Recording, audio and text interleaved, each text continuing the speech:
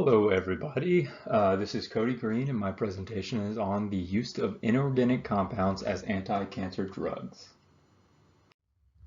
So, what is and why do we use inorganic compounds? As probably most of us know since we're in advanced inorganic chemistry, an inorganic compound is a compound with two or more elements that are bound together that doesn't contain carbon. There are certain exceptions to the no carbon rule, as we've seen in some of our reaction types. You can have propene or alkene or something like that bound to the metal, and it's still an inorganic compound. But for the most part, the compound will not contain carbon because it would make it an organic compound. Excuse me. So,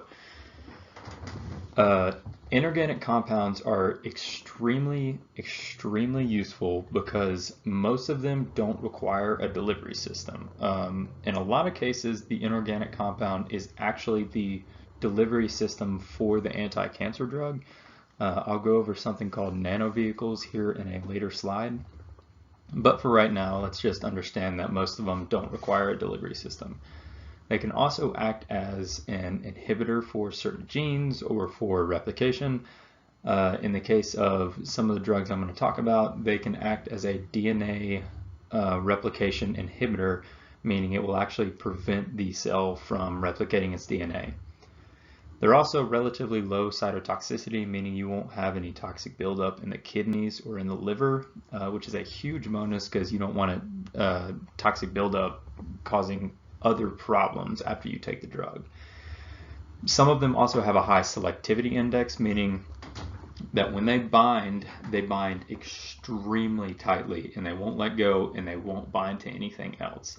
And that is extremely important when you're talking about the use of a drug to kill a tumor cell, because you don't want it binding to healthy blood cells. And that's actually the next point, is some of them won't kill healthy blood cells because of their high selectivity index, but most chemotherapy drugs as of right now will just indiscriminately kill all cells, but the use of inorganic compounds can prevent most of those healthy cells from being killed. So, going to current cancer treatments, this is to compare and contrast what I'm about to talk about, the inorganic compounds in anti-cancer drugs, to what is currently being done. So the big one that probably everybody knows about and thinks about is surgery, and this is the removal of the tumor or affected tissue from the affected area. And this can be done with cryosurgery, which is essentially where you freeze the tumor or the affected area, and then you can take it out. It can be done with a laser for more precision, or it can be done with a traditional scalpel if it's in a hard to reach place. There's also radiation therapy, which is where you take an affected area or a tumor or something like that, and you take a high concentration of X-rays and you shoot those X-rays into the tumor.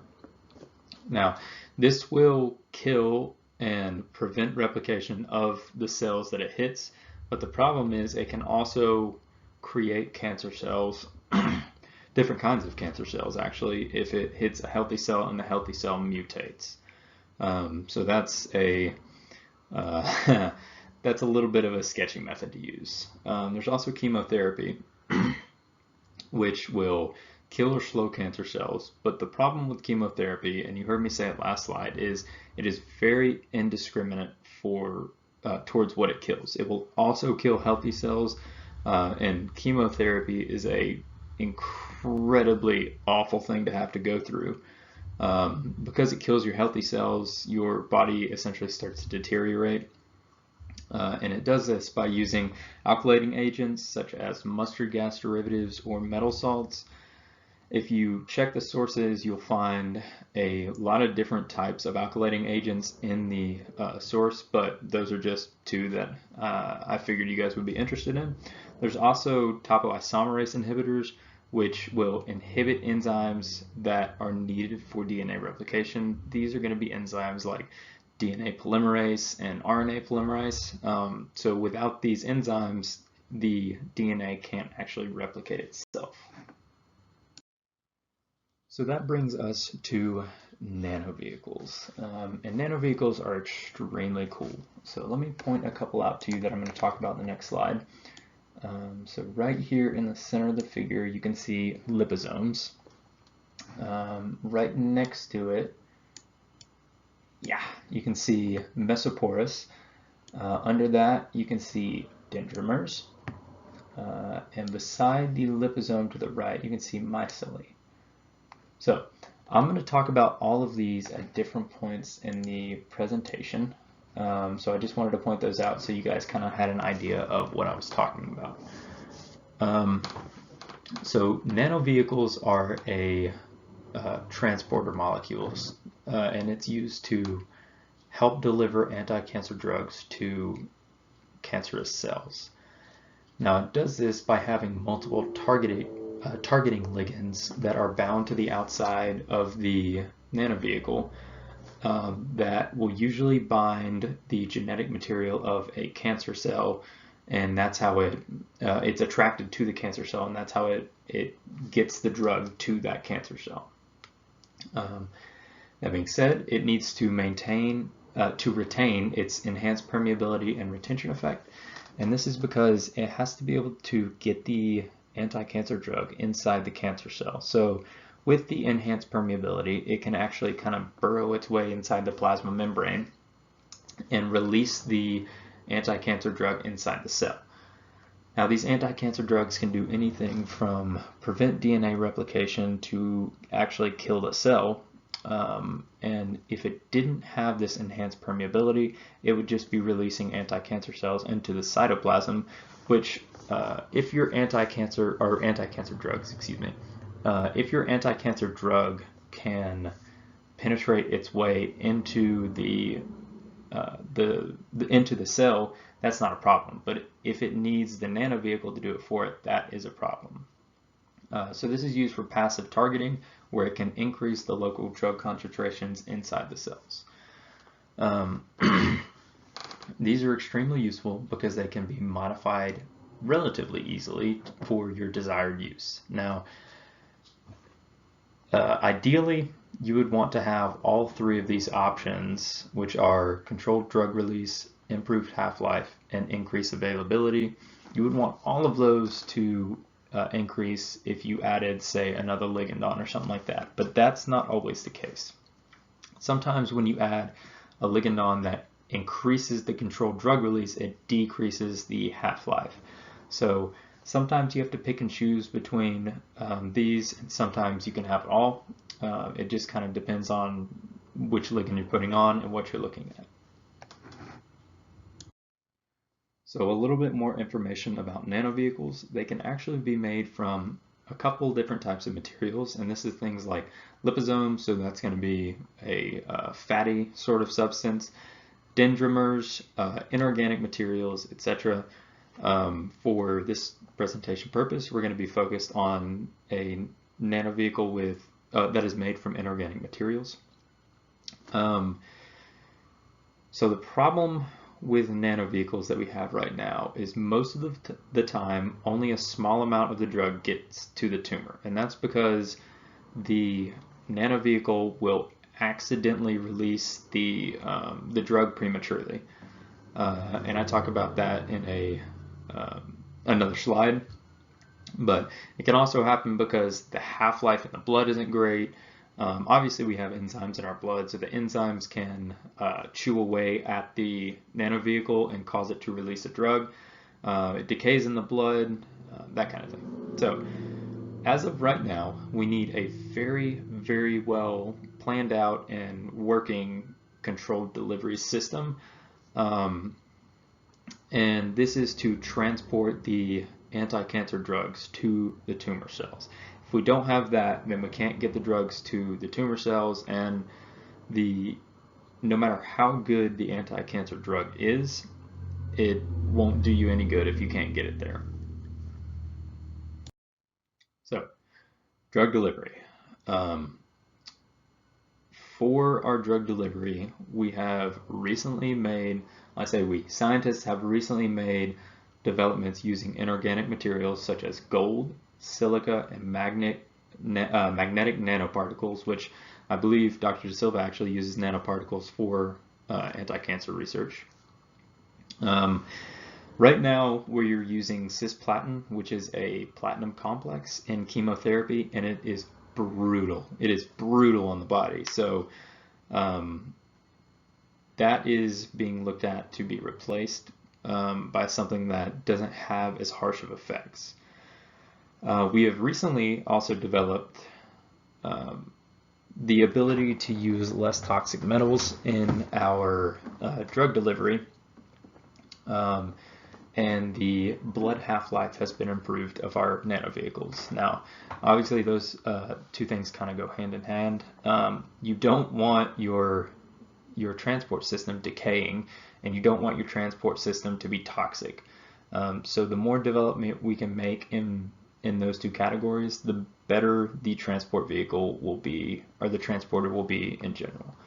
So some of the metals that we can use to transport as of right now is platinum, which is that cisplatin that you saw, ruthenium, titanium, and gallium. I go through each of these in another slide, so we'll get to there. Some other metal compounds is a NaCas, which I also go over in a CAP. So, as promised, we get to talk about the mesoporous type of nanovehicle, and this is a mesoporous silica nanoparticle. And on the right, let me grab my pen. On the right, you can see the structure of these mesoporous silica nanoparticles. I'm going to circle it again. And you can see the molecules that it binds. All right. So let me erase this because I'm going to use that as an example. So, mesoporous silica nanoparticles have tunnels that actually protect the anti-cancer drugs from the outside, that being the blood, the stomach, whatever it is. It will actually protect these cancerous or these anti-cancer drugs and get it safely to the cells it needs to get to. So this allows for stimuli-based drugs to be used. And stimuli-based drugs are anti-cancer drugs that can be activated they can be activated how you want them to be activated. Meaning if they're endogenous, a change in the pH, for example, would activate the drug, whereas if it's an exogenous stimuli, it would be a change in, say, temperature or UV or light. So this allows for more specific activation to be used. Now, some of the benefits of using the MSNs, which are mesoporous silicon nanoparticles, are they're cost-effective and scalable. So if you have large micelles that you need to get to a tumor, you can do that because the tunnels can expand and contract. The MSNs are also non-toxic, which is a huge benefit. You don't want any kind of toxic buildup being in your liver or your kidneys. They have a large surface to volume ratio, which means you can pack a large amount of anti-cancer drugs in and not take up a lot of space. That's actually the next point. They can load a large amount of anti-cancer drug in, and the surface can be easily modified. So if you need to, say, increase the permeability or something like that, you can do that relatively easily. So I want to expand a little bit on something that I was talking about last slide, and that is the stimuli responsive drug delivery. Now this is an extremely useful drug delivery system because the scientist that is doing the drug delivery can actually decide when it is released and activated. And this can be done with two different types of stimulus, which I'm about to talk about, but it's useful because if you have a semi-toxic anti-cancer drug that you don't want being released until it gets to the tumor cells and inside the tumor cells, you can do that. If you don't want it being released into the blood, you just wait to activate it until it gets to the tumor cells. So there's two different types of stimulus. The first one being endogenous stimulus, and this is a microenvironment change. This is going to be an inside the body change. It's going to be an inside the body change in things like pH, a oxidation of the metal that it's bound to. So normally the nanovehicles that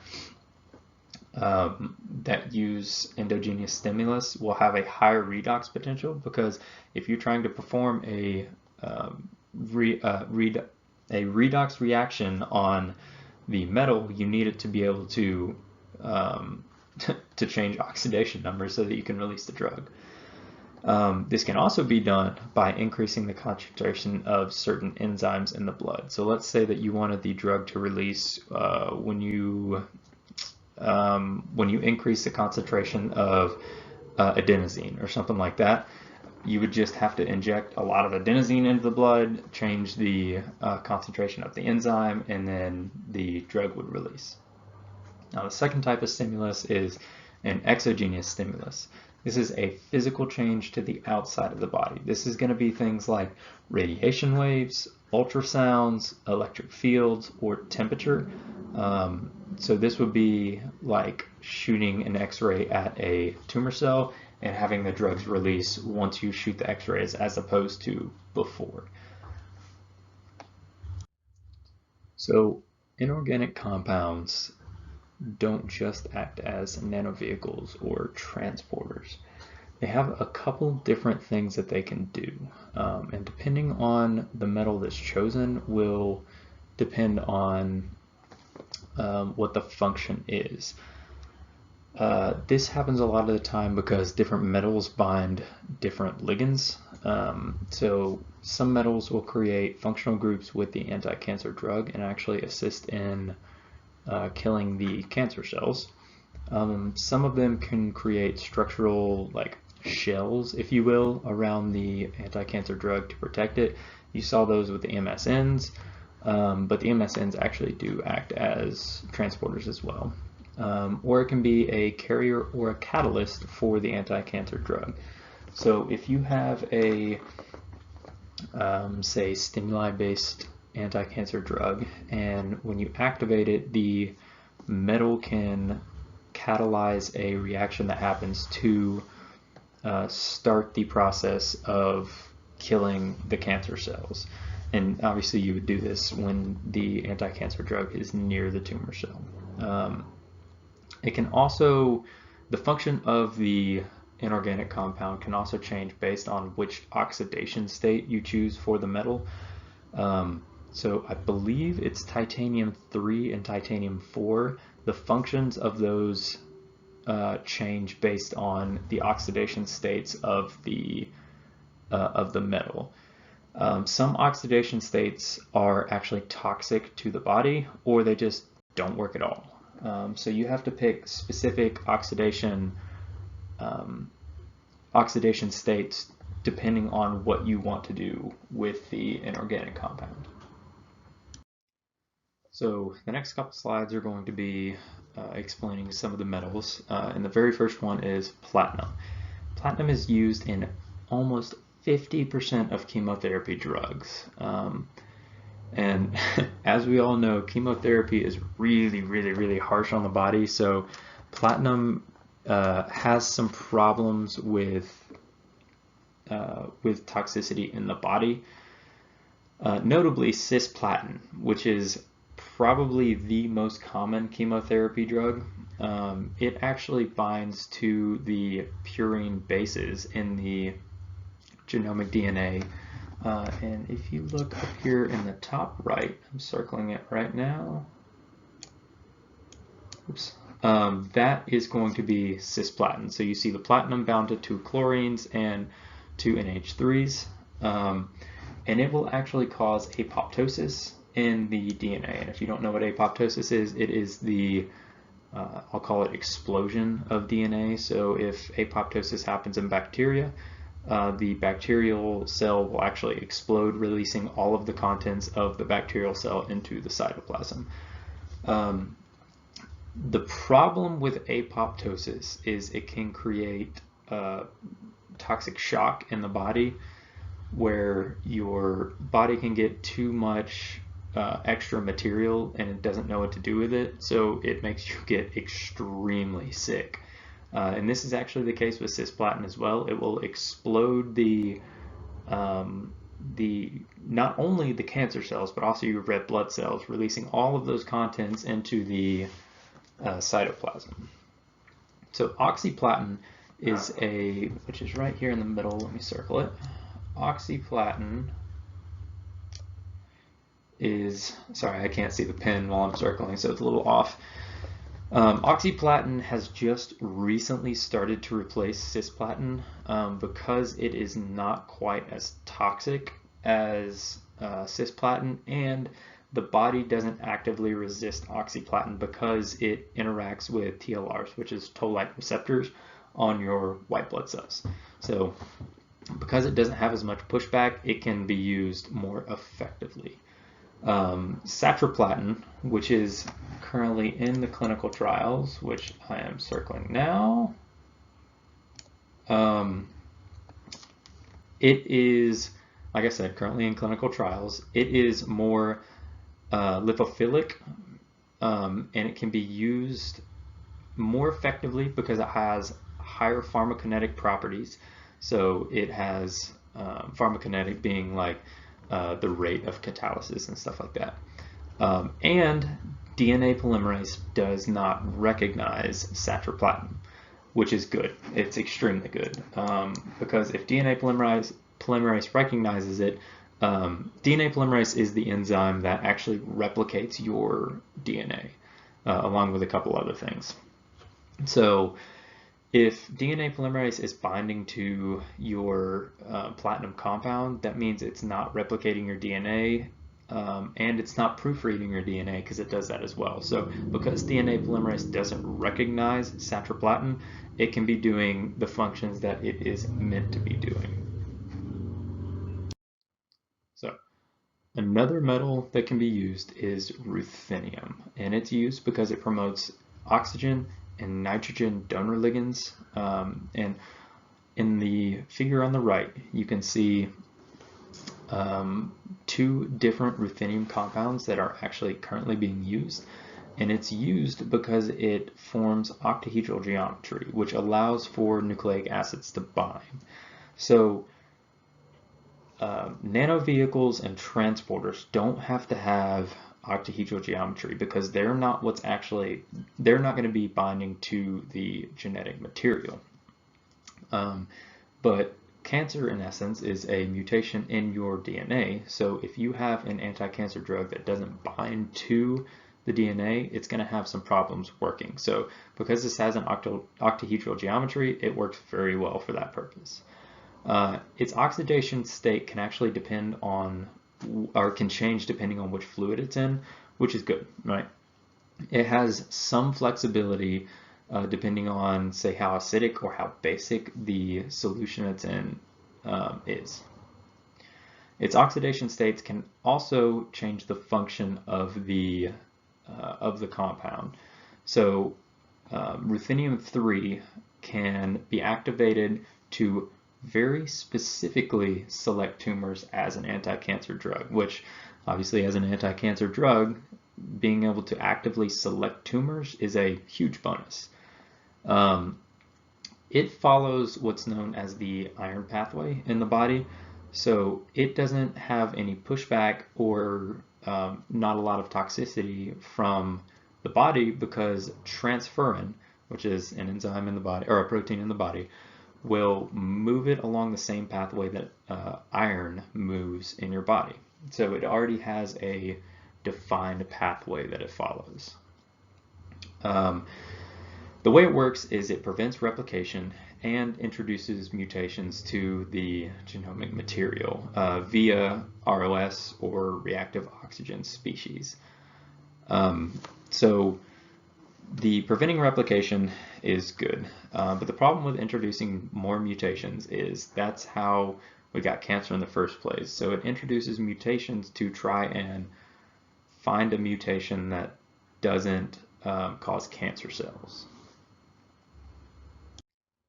So moving on to the next metal, titanium 4, specifically titanium 4. Titanium 4 is another metal that binds very well to DNA. And as I said in the previous slide, if your anti-cancer drug doesn't bind to DNA, it's not going to work very well. So budotitan went into clinical trials a couple years ago, and it worked very, very, very, very well at first. It was a close second to platinum in colon tumor cells and killing colon tumor cells. The problem was it had disappointing results overall because once the budotitan reacted, it would create an insoluble titanium oxide. And that titanium oxide not only, as I said, was insoluble, but it was semi-toxic and it lost the anti-tumor properties. So the new complexes that are being looked at with titanium as the base metal are more soluble than titanium oxide, and if I'm not mistaken, I think I read that they keep some of their anti-tumor properties as they react. So the next metal is gallium, and it performed very similarly to ruthenium. And it can bind proteins and ligands that allow it to follow the iron pathway just as ruthenium did. As I said in that slide, following the iron pathway is a huge bonus for an anti-cancer drug because it's not going to get any pushback from, well, not as much pushback from the body because it already has a defined pathway. It doesn't have to make its own pathway. And one of the most studied compounds is gallium nitrate. So in the figure on the right, you can see that the nitrogen has a positive charge and the two oxygens have a negative charge. The nitrogen has 4 bonds and the oxygen only have 1, and gallium is a 3+ in gallium nitrate. So it actually allows for bonds between the gallium and the oxygens. The way gallium nitrate works is it causes apoptosis due to activation of Bax, which is an enzyme. So also, as I've explained, apoptosis is not necessarily a good thing. It can cause toxic shock in the body, and you can become very sick from it. It is used specifically to target lymphomas, but the problem is malignant tumors are semi-resistant to gallium nitrate. And when you have a tumor that is semi-resistant, the first instinct is to increase the concentration because if it's resistant, obviously it's working, so maybe you just need more. The problem with that is high doses cause toxicity in the kidneys, which can lead to a lot of different sicknesses. So one of the last compounds we're going to talk about is sodium casinates, which is NaCAS, the abbreviation.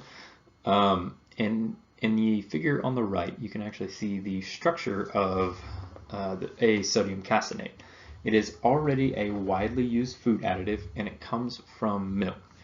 So this isn't going to be an anti-cancer drug. This is going to be a nanovehicle or a transporter, and they assemble into micelle structures in solution. So in the next slide, I actually have a picture of an up-close micelle, but if you recall, close to the beginning of the presentation, you saw one of these structures loading into the MNS.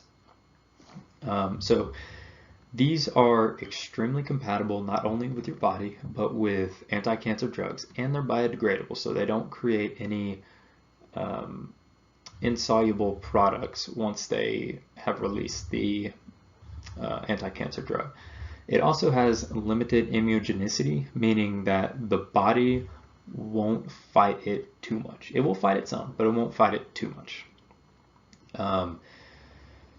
So using sodium casinates enhances solubility, stability, and bioavailability of insoluble natural compounds, meaning insoluble anti-cancer drugs. which, as I said before, increasing things like solubility and stability are extremely good. The problem is it degrades relatively quickly if the solution's properties are changed. So if the pH or the temperature or an increase in enzyme, if any of those properties are changed, it will degrade. So that being said, some organic materials, like you're about to see, can make it more stable, which is where calcium phosphate comes in, CAP or CAP. It's used because it has good adsorption capacity, and a pH change can be triggered to release the drug. So as I was saying, the micelle, I've got it circled in red in the figure on the right. The micelle structure is what the sodium casinates form into. And the calcium phosphates actually create I'll call it a protective shell, a second coat around the sodium casinates to prevent it from degrading if there's something like a pH or a temperature change. It also protects against premature release, because if the sodium caseinate dissolves while it's carrying a anti-cancer drug, it will release the drug into the blood. Calcium phosphates also have minimal toxicity, and these two different compounds are being researched right now as of 2020. So this is a promising inorganic compound as a transportation method. So essentially you have the protective coating, and then you have the sodium caseinate, and then you have the anti-cancer drug bound inside both of those. So that's all I have for this presentation. I would highly suggest you check out especially the types of cancer treatments, but that is going to be it for me.